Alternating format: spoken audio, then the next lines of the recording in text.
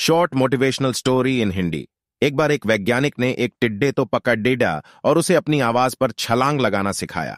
वैज्ञानिक टिड्डे से कहता, कूदो टिड्डा। उसके आवाज सुनते ही जोर से छलांग लगा देता। अब वह वैज्ञानिक था तो प्रयोग करना बनता ही था। उन्होंने टिड्डे की छलांग पर प्रयोग किया। वैज्ञानिक ने उसकी एक टांग तोड़ दी और फिर बोला, कूदो। अब टिड्डे की छलांग की दूरी कम हो गई। वैज्ञानिक ने उसकी दूसरी टांग तोड़ दी और फिर बोला, कूदो। टिड्डे की छलांग और कम हो गई। अब तोड़ ही गई उसकी तीसरी टांग, फिर छलांग की दूरी और कम हो गई। एक एक करके बेचारे टिड्डे की सारी टांगें तोड़ ढहा दी गई।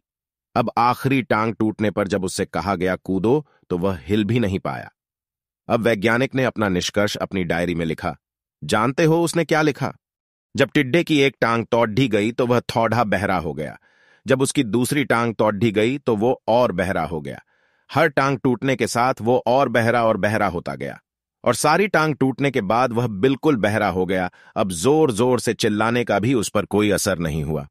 वो तो अपनी जगह से हिला तक नहीं, छलांग लगाना तो दूर की बात थी।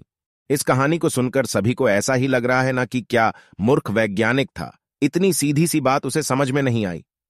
या कुछ लोग ये भी सोच रहे होंगे कि ये तो किसी बच्चे को भी पता है कि टिड्डे की छलांग उसके टांग टूटने की वजह से कम होती जा रही थी, ना कि वह बहरा हो गया था। दोस्तों, हम सभी जीवन में कई बार ऐसे ही मूर्ख बन जाते हैं। कई बार जीवन में दो घटनाएं एक साथ ऐसे घटती है कि उनका एक दूसरे से कोई संबंध होता ही नहीं, फिर भी ऐसा लगता है कि गहरा संबंध है। कभी कभी दिखता कुछ और है लेकिन समझ कुछ और आता है और वास्तव में होता कुछ और है।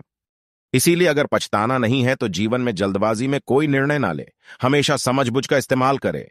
सावधानी बरते, नतीजे सोच विचार कर ही निकाले।